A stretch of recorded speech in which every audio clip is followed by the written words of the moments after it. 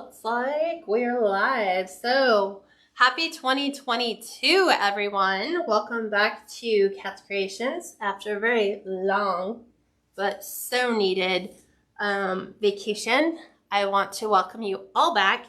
If this is the first time you're joining me and seeing this view and they're like, what happened to her? What happened to the kitchen? On Sunday nights, this is the view. So you get an overhead view. Also, whenever I have more complex designs that I think you would benefit from an overhead view, I will make sure that we save those for Sundays so that Sundays give you the overhead view and then Fridays give you that more traditional from the front so you can actually see the designs on the door. So today we are making a St. Patrick's Day wreath using the Dollar Tree St. Patrick's Day 3-leaf clover frame. Now this is from last year. I'm not sure if they're still going to be selling this year. I'm not sure if the size will be the same this year because as we saw with the candy cane, the frame went smaller this year. So this is a St. Patrick's Day frame I had from last year. Got it at the Dollar Tree. And so I'm going to show you a unique, cute design that you can make utilizing this. Let's see, before we get started, let me give you guys some housekeeping rules, especially for 2022. People who are joining me for the first time, welcome. Happy New Year's. Welcome back. If you like this tutorial and you want to save it so that when you get all of your supplies in, you have it handy, just click the share button below. The share button will put it on to your Facebook page where it's so much easier to find than looking at it online. If you want to be notified whenever we go live, make sure you click the like and follow button below. And then you'll want to turn your notifications on. This is critical for any video notification you want to receive. Whenever anyone that you like goes live, make sure you like and follow their page. And then when their video is actually airing, you'll want to click on the video, click the 3 dots in the upper right-hand corner. That will give you another sub menu that allows you to toggle between turning your notifications on for that business page or turning them off if you get them all the time. If you are joining me on YouTube, welcome back. I love having all my YouTube subscribers. You can also follow me on YouTube at KatsCreationsNMore. For those of you that don't know that I have a YouTube channel. Also, if you are a first-time viewer, I'd love to hear from you. Let me know your first-time viewer and where you're from. You never know, you might make a crafting connection with somebody here. Happy New Year all. Linda said, oh my God, I was hoping they had this year. However, I think when did you buy the... I bought them last year. Yeah, right. Yeah, I bought them last year. I like people kept saying, you got to go check out the St. Patrick's Day frame. And I'm like, I'm not seeing it. My Dollar Tree store is not seeing it. And then I just ordered a case, but it was already past St. Patrick's Day. So I was like, oh, I'll just save them for next year. Right. So let me show you how simple this is going to be. Thank you, Anna, for the 100 stars. Oh, yeah. We've got to do fundraising for January. I'll let you guys know what we're doing as far as the stars fundraiser for January, which is the little icon you see at the bottom. If you are on Facebook right now or even catching this on a Facebook replay, the little star icon at the bottom allows you to send tips, basically, which is 1 star equates to 1 cent, but we've been using the Facebook stars to do fundraising. We did books for kids going back to school. We did blankets for the homeless. We fed the families for Thanksgiving. And then we did, so what was it? It was gift cards for families who were struggling for Christmas. So I do need to come up with the one for January. So let me get this started. Okay, so the challenge with any type of specialty frame, meaning it's not your standard round or square, it's got a design or a pattern to it, is how to keep the integrity of the design. Now, if you came in and tried to do it with deco mesh, it would look similar, but I always say it looks like the Christmas cookies when you cut them out. Like this is what it would look like if you cut it out with your sugar cookie dough. And then when you bake it and come back out, that's kind of what you're left with, is you lose some of the integrity. It looks more rounded and you don't have like the little indents for the clover or even the tails. So that poses an issue. You could probably wrap the entire thing with yarn. That would be an option you could do. I'm sure there's going to be more that I think of later, but I wanted to show you the one that I came up with tonight.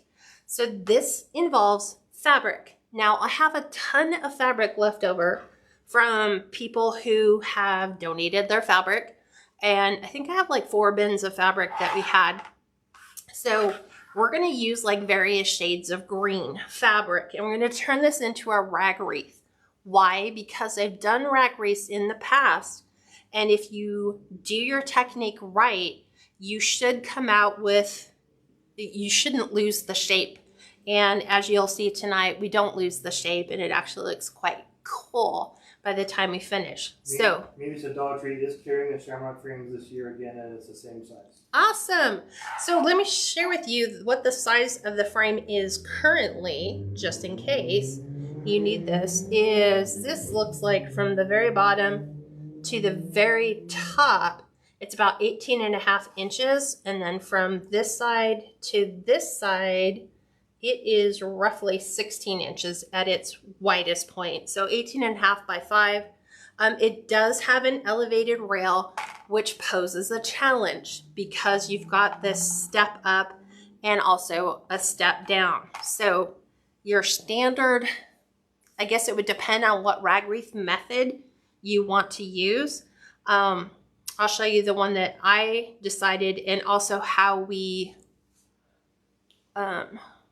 modified it in order to make it work. So the first thing you're going to want to do is pick out your fabric.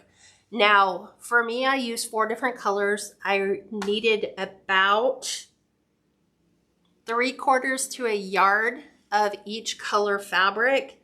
So I chose like a lime green with polka dots. You'll see I have like an emerald green.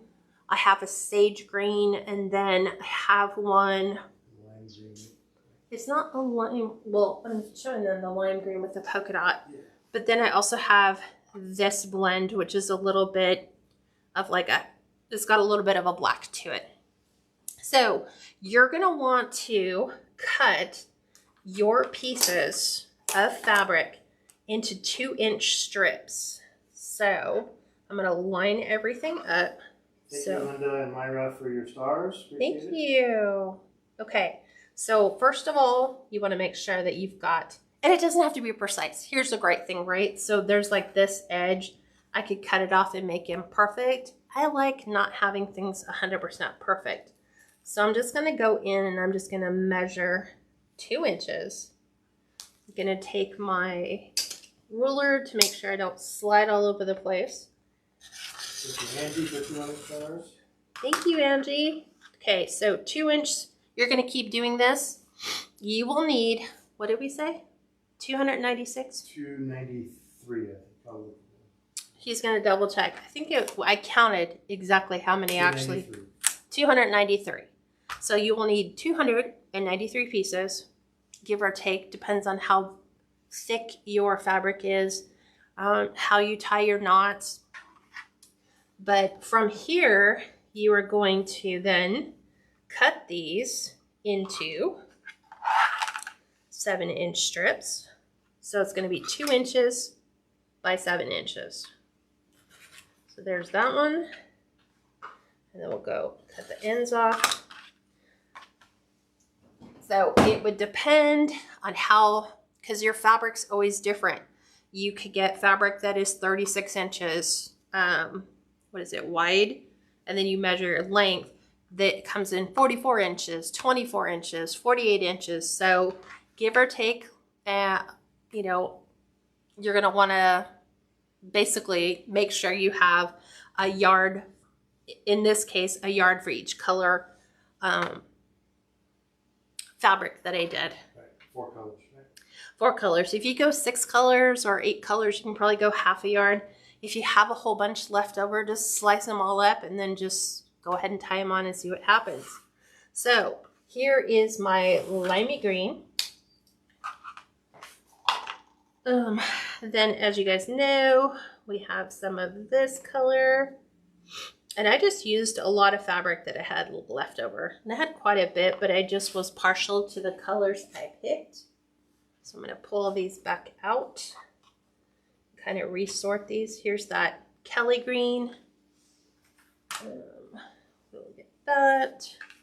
And then I have this sagey color green. So these were my 4 color choices. I wanted it to kind of stay, remember the trending color for 2022 is emerald green. So I liked keeping it in this color palette. Let's do that one. Get some more of the black. And this, I had very little of this. So this is kind of being used as accent color. So let me show you how you're gonna tie them on. So as you can tell, we've got 3, I think there's 9 sections total, not including this one. So 1, 2, 3, 4, 5, 6, 7, 8, 9. And then you have this tail. This poses a challenge because you don't have that center rail. And not only that, do you have your rags coming out this way, and then you have this gaping opening. I'll show you how we figured it out. Okay, so what you're gonna do, 2-inch piece by 7 inches long. You're gonna fold it over. Why? Because I don't like seeing the wrong side of the fabric showing on the top. So if you fold it, it kind of helps hide that. And then you're just gonna make a loop like this. We're gonna start here. Gonna go under my rail, okay? Here's where my loop is. I'm gonna grab the tails on this side and I'm going to pull them through. There is a technical name for this.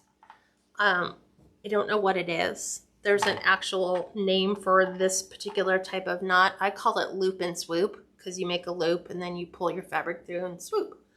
But I know that's not the technical name. So if you guys know what it is, it would save me a ton of time in researching what that is. So you're just gonna sit here and alternate your colors. And I'm gonna do just a couple on here. This is something you can do while you're watching a movie. Cut all your fabric strips and then just sit down and start tying them on.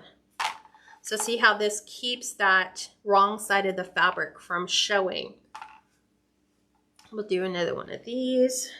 And you can just kind of pick how you want your color combinations to fare. I had a lot of the sage and a lot of the Kelly green left, so I kind of alternated those a little bit more heavily. So I would do like sage, Kelly green, a lime, then Kelly green and sage again. So you do it this way, okay? You're gonna go all the way around.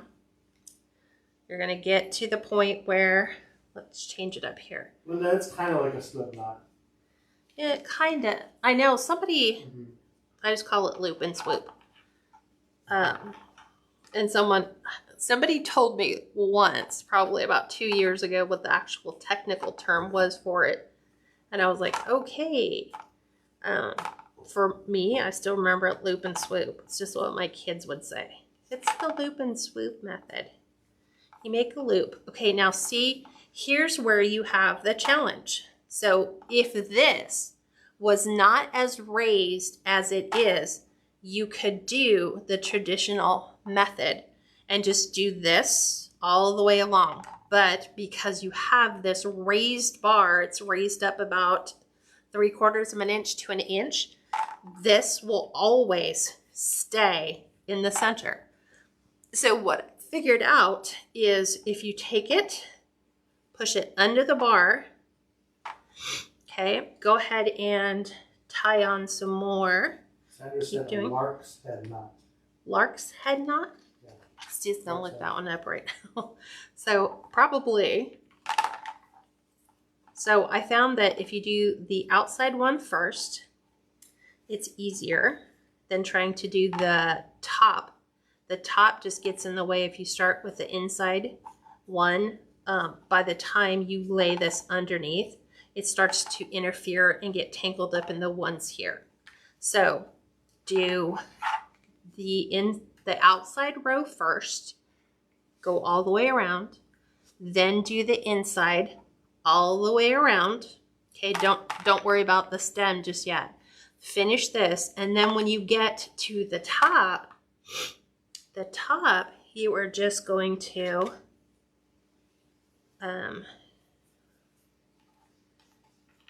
just go right on top. Merry Christmas and Happy New Year, Richard and everybody. So here's the top, and that's just going to slide right on top here. Okay, we'll go ahead and do another one of these. So this is the desired look of doing a rag wreath all the way around. You guys can use painting shears if you don't like the little bits of thread that eventually start to, you know, right here on the edge, the cut edge, you start to get a loosening of that fabric. Some people don't like it. You can cut it off. You can use pinky shears to prevent that from happening. Or if you like that look, which I do, you're going to go ahead and leave it. Okay.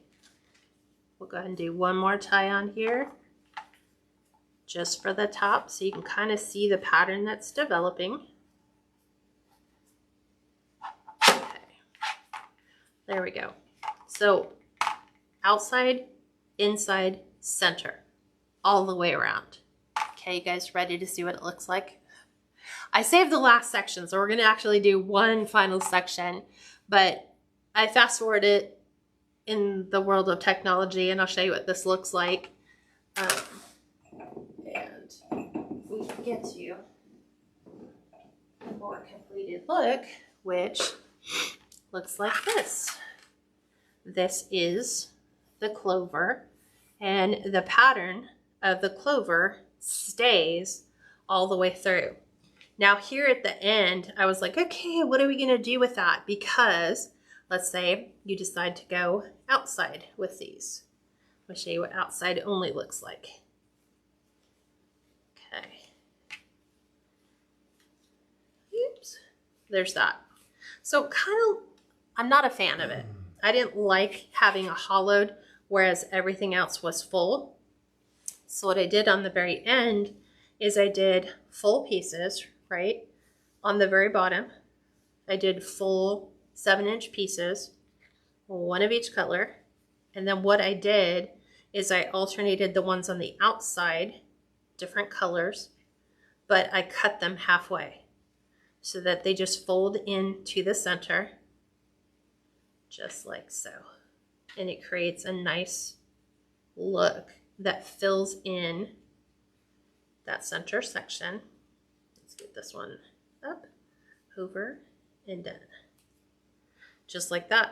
So what we're going to do is we're actually going to finish this section together so you can see what the completed design is going to look like.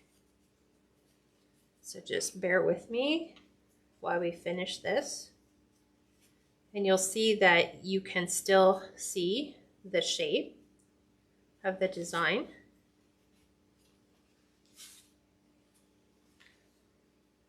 What do you guys think of the way it looks? There is no one that I have found through the use of Google, Pinterest, and Etsy who has created anything using the Dollar Tree frame for a rag wreath. No, well, there's just nobody who's even attempted to use the Dollar Tree frame. I just think a lot of people just got stuck and they were like, oh, forget it. I'm not a fan. So I just thought it worked for the Valentine's Day one because you kept the integrity of the heart shape.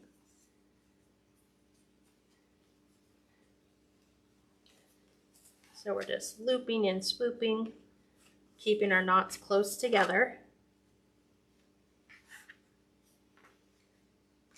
Just very cute, lots of work. Yeah, it is. Prepping, cutting all the strips. Yeah, but I mean, Not too bad though. It's honestly not too bad. And if you sit down and do this while you're watching something on TV, like Yellowstone season finale, you can do this while you're sitting. You know, it's one of those mindless activities that you do while you're just watching TV. And by the time you're finished, you have a really cute design. And what I like about this is it's not themed for St. Patrick's Day, other than the fact it is a clover-shaped form. So I'm going to do this one here. We'll do our dark green, the black. I just have this one utilized in about as much as I did the lime green. So it's great when you have a lot of leftover fabric. And you can see how thick and full it is. It's perfect for storm doors. Could you do the same process for the infinity frame? I have yet to try that one. I have a different idea in mind for that one, but yeah, I mean, try it and see. What's the worst that can happen? You start something and it doesn't quite pan out the way you had hoped. Yeah. So about one more I can squeeze in here. Same thing like Kat said too. You could use a chunky yarn and just wrap it. Yeah, you could get chunky, but then that just becomes like, it would be probably what you would think would be the most simple thing to do. The most simple solution is just wrap the whole thing in yarn. And then it's like, well, where's the creativity in that? Where's the struggle in making that happen? All wreaths don't have to be a struggle. They don't have to be, but I'm thinking, you know, it should look like there was a design attempt at that. But there's people who just take that and go, you could probably wrap this with ribbon, like a candy cane, maybe overlapping ribbon. But the problem always becomes this elevated rail right in the center. So remember, we're putting this under. St. Patrick's Day, it's a very old tradition, right? So Rag Wreath is kind of more like an old fashioned type of. Yeah, most definitely. Most definitely. Irene asked, how much would you charge for this? I have this one listed. So right now, if you were to go to my website, you won't see a completed one. You just see the frame for $55. Ooh, so it just depends on how much money you invest in your fabric. Because as you guys know, you can not spend a ton of money in fabric. You know, maybe get it at $3 or $4 a yard. Or, you know, if you like something that has an awful lot of pattern or sparkle to it, then you might be paying $7 to, I don't know, $11. There's some pretty expensive fabric out there. It depends on how many colors you want to do as well. So it's entirely up to you. And Steve was under the impression, he's like, well, I would just tie knots in it all the way around. But I was like, the problem with the knots is you can see the, what do you call it? The backside of the fabric? Yeah, but there's a term for that too. Cud, I am just drawing a blank. And I'm supposed to be so well prepared. The wrong side. Wrong side of the fabric. I didn't want to see the wrong, just the finished color. So, and you can let them all flop wherever you want and then just wait till you get them all tied on. And then flip them, or you can flip them as they go. These are supposed to lay on top of your bottom row, is where they should be. This one needs to go there. The frame again was from Dollar Tree. Absolutely. Yep. Chris, yeah, I'm sure you probably could, but you'd probably see through it a little bit. She said, could you use that with tulle? Yeah, you could. You just have to thicken it up. Well, it's kind of like how we did the monster tool. Right. I would probably gravitate towards darker colors, like Steve said, and just thicken it up. But there's something about just a simple rag wreath. These look great on the wall.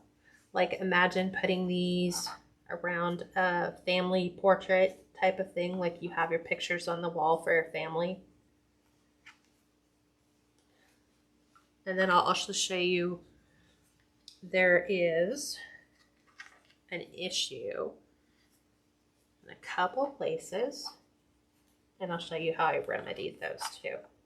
Normally when you do a rag wreath, they lay so close together, you don't see the sections here. But as you can see the bar. So I'll show you how. Chris said how many strips on each row. Each row is a little bit different depending upon the angle. It depends on, honestly, how tight you tied it. So in each section, I think it was like 33, 33, 33, 33. Was it 33? And then you said it was 23 and 23. I'd have to look at my phone. Steve and I literally counted each section and I had him total it. So it's just going to depend. So each section was 66, 66. So this was 66. So 33 and 33. Yep. And then 33 56. and 33, right? Yep. And then 56 and 56. So 33 and 33. No, that's 66. Oh, no. So what is it, 56? Right. Man, you're going to make me do math. 28 and 28. 27. Right, 28 and 28. 28 and 28. And then 28 and 28. And this was? 22 for this down. What was this top? 27. 27. Okay, so for those of you that, and like I said, it's just going to depend, honestly, on how tight you tie your strips. So I'm on my last row. You guys might get more, you might get less. It just depends on how tight you tie your little, what is it called again? Something knot. Yes, and I found it. It is correct. A lark's head knot. Lark's head knot. Cat's version, loop and swoop. Loop and swoop. Well, I earlier said too, I really like how the shape is very visible and it looks also kind of like 3D-ish. Yes, that's what Steve said. He goes, especially on the back, yeah, he's like, it really creates a 3D look to it.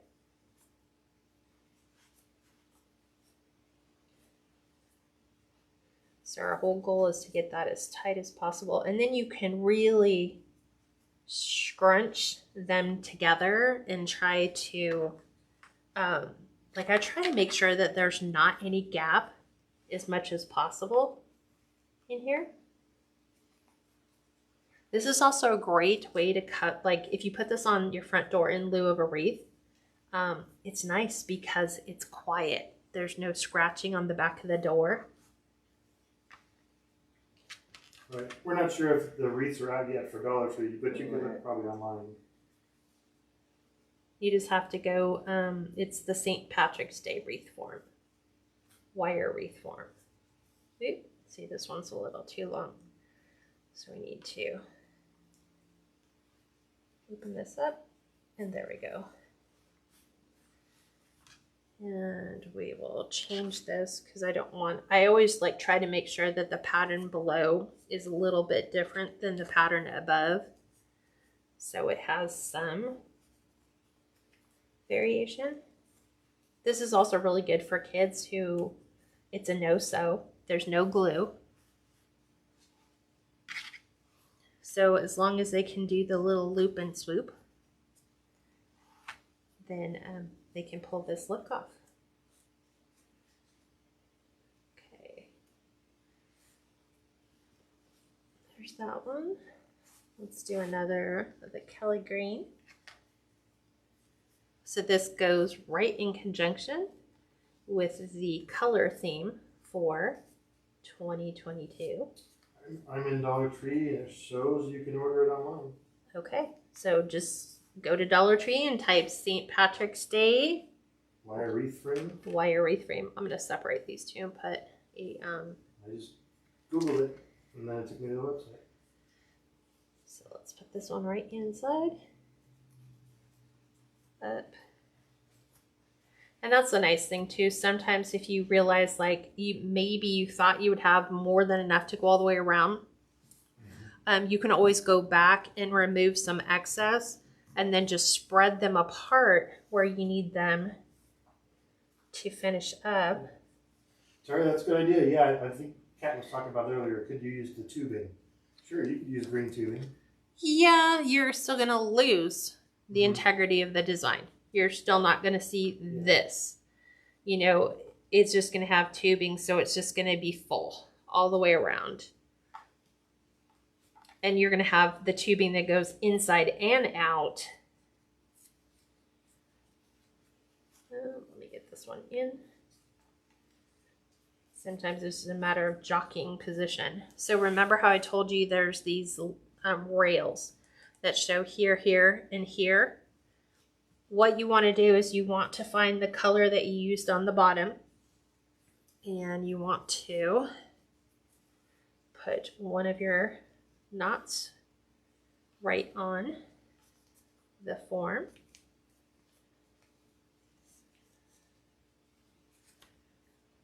Let's get that all the way through. Try to make them as even as I possibly can. Yes, you'd have to buy a whole case, at least a whole case, 24. Yep. And then these are going to go right on top of that second row. And so that helps hide that gap. So like right here, I'm going to go with the sage color right in here. And I'm going to tie it right on to the rail. It's kind of small to get in there.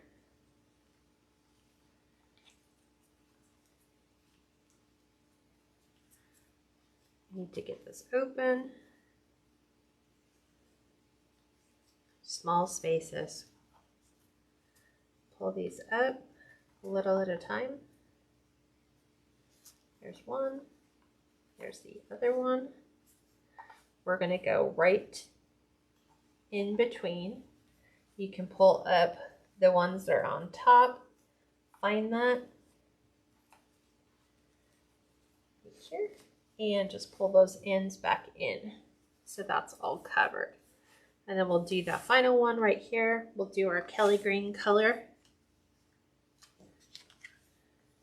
Just to hide the rails, because there's nothing you can do with that rail.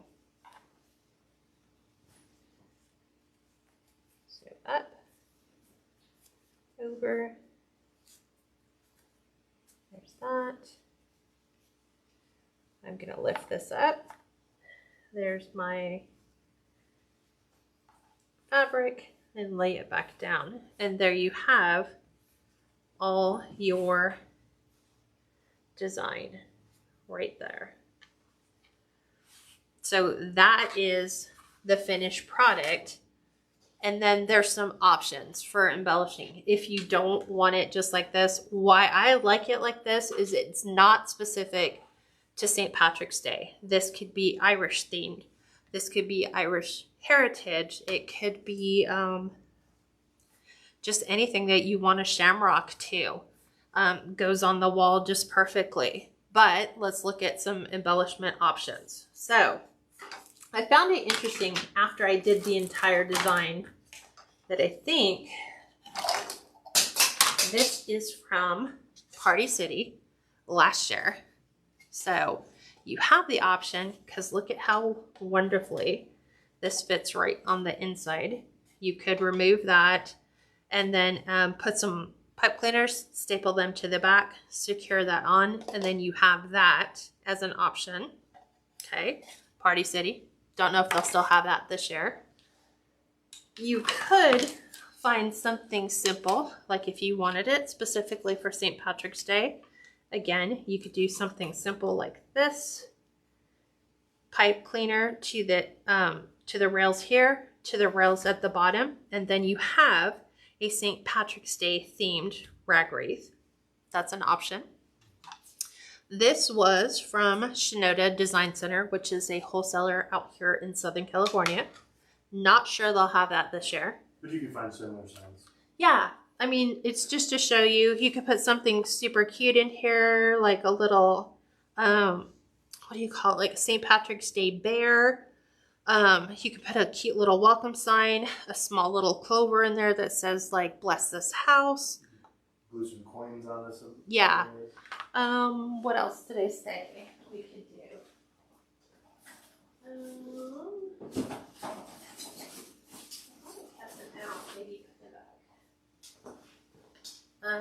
You could get artificial clovers. You can wind these in if you want to add those all the way around. That's an option you have. I'm keeping it rustic. I'm keeping it simple, and we're just going to add a simple bow down here to the bottom. So let me show you how we're going to do that. Super simple. And I am choosing to use this 1.5-inch green shamrock with a little bit of gold coins. So we're going to dovetail. We're going to wired edges together. We're going to go from the folded side to the point. Okay, that gives you your perfect finished edge. You want to kind of measure about how long you want your tails. I don't want them super long. They're just going to go at the bottom of the stem. So I think that's perfect. I want to say it's 7 inches, which is roughly 7 inches. We're going to do a twist. The only reason I'm using my Bodabra is because I'm going to do this and I want the loop size pretty consistent all the way through. Let's see what size this is. This is, let's go 4 inches in. So there's 4, because we want it simple and small. There's another 4-inch. We're going to do that again. Another 4. Remember, you can just put your fingers in the loops and pull once you got your bottom measurement done. Do this again. If you want, you can make another little swoop. That's what Steve likes. He likes the middle loop. Let's make that. If we do it, let's go 3. Well, I'm going to do it on either side. So 3.5. 3.5. 3.5, and then remember we need 7 out to our tail. We will dovetail the end.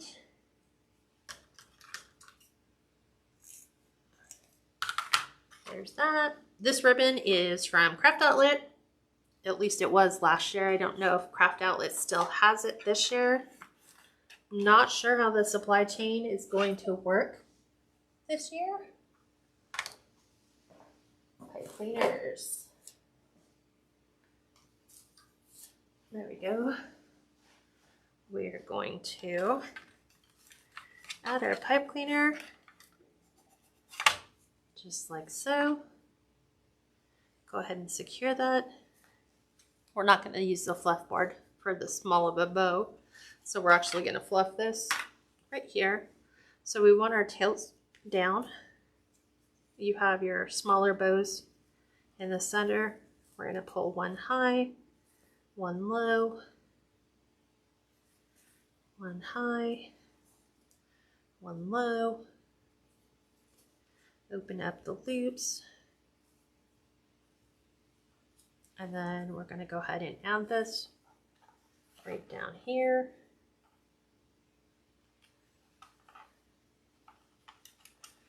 Right to our stem. Go ahead and twist this on. and then just readjust to your desired look.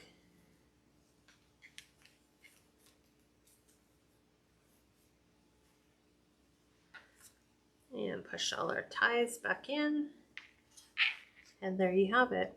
A super simple St. Patrick's Day wreath. You could finish it by putting a little over there. What else can we do? This.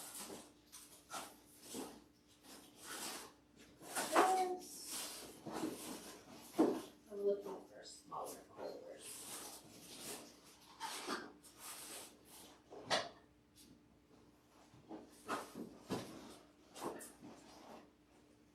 These are kind of too big.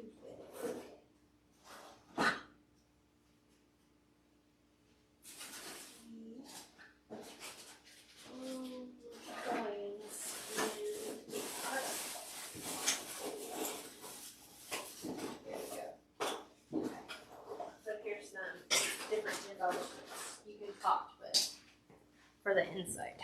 You could add a little pot of gold like that so that it feels St. Patrick like. So there's that.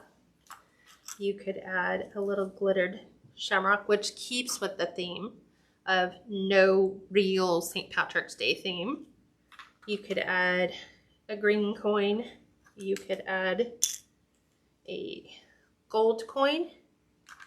You could add, these are all the little embellishment things you collect over there. You could add a little hat. You would remove the hanger from it, but you could do a little hat. Or for people who love St. Patrick's Day for the reason to, there's your Irish cheer 5%, Irish 95%. This is drunk. But there's a couple of different variations that you could add to your bow to kind of keep it all super cute. So I think I liked the shamrock in the center. So you're just going to get your glue, add your shamrock to your design, and there you guys go. What do you think? Finished product is actually 20 inches wide, and then the bottom turns out to be 20.5 inches high. So 20 by 20 and a half. And then again, remember, this is still all storm door appropriate. So it all still functions. Yeah, what you said, you like the gold coin in the center. Yeah, see, it just depends. Kind of hides the tails, kind of hide the stem. You can make it, you can finagle it however which way you want to where you have your stem. This looks great. Here's your gold coin. I mean, it's cute. Just a new version of something you can do, right? Yeah, I think last year somebody challenged me to do it, but I could not find the frames. And I was like, I'm not really sure I want to commit to doing 24 frames because I think that's what you end up having to purchase. But you never know. Sometimes you just find a really nice design, and I'm sure it's going to continue to evolve over the process, whatever way you want. But that's a super simple rag wreath. Again, if you don't want the bow, you can, when you're listing it for sale, you can put bow can be removed. You can change it out to something different if you don't want, you know, a bow on it. You don't have to put a bow on it. It's entirely up to you. But there you go. Any questions you guys have? This one's super cute too. I like that in there too. Although the pot of gold was great too.